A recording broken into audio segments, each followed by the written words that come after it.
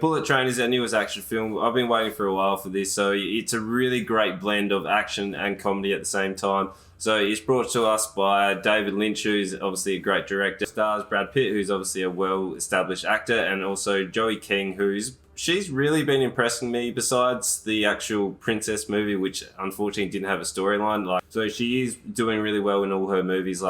She's a really impressive actress, and I'm really interested to see how she can develop her career as well. But Bullet Train, this is our main focus, obviously, because the review is about it. And it's where 5 assassins are all going onto the one bullet train, and they're all trying to do essentially the same mission. And I was really confused within the first 20 minutes to half an hour of this film, where all the story's jumping around and they're giving us little bits of detail and things are happening really quickly, where because it's all set on the actual train, I really like the cinematography and the creative ways they've gone about framing all the shots. Like there's shots where they're establishing two characters where they're outside of the train and they're using the windows to frame and create depth, and actually to them when they come in to actually not break that 180 rule. So we're establishing where the characters are. It's really stylish, and the contrast between the colors and the different carts is awesome as well. It's really impressive how they've kept everything in one location, which is the train, and all the carriages are all different, which gives you that nice little fresh part every time the characters are moving up and down the train.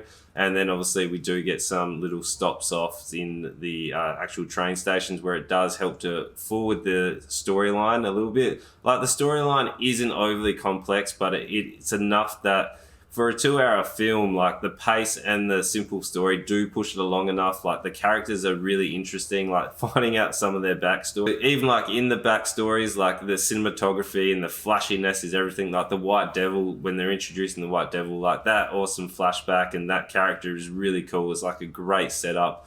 And you're always guessing about who's doing what, and you're seeing assassins fight each other, have these random breaks and have those strange conversations. There's a couple of them that knew each other from here and there, from different jobs where their paths are intersecting. And it's really interesting to see what assassins would be like. Obviously they don't have bad blood between them, because they all are trying to sort of just further up their career and their situation. Where pacing of this film is really interesting. It was a little bit disengaging at the start until I realized that every time the train would take off and come to a station, it would really have its own little sort of, not arc, but it would get to its climax of action, and then when the train stopped at the station, it would then reset. So every time we'd get to the train station, it would then move on to a new part of the story, and it would just reset itself. It was a nice way to keep you really engaged into the actual story, and not just have this escalating part where it just becomes this really ridiculous action fest, where there are points right at the end where it does get to that point where it's just absolutely ridiculous with action, but it suits it really well. Obviously it was really stylish to see, and for situational combat, obviously if you're swinging swords and knives and stuff in this really close combat sort of environment, which would a train doesn't allow you lots of movement to be swinging big objects. It was really nice to see that little touch where they're slicing through objects, and the combat suits the situation. There's not a heap of plot armor, and there are some comical moments. There's even some kind of slapstick stuff going on as well. And it's just a really fun ride.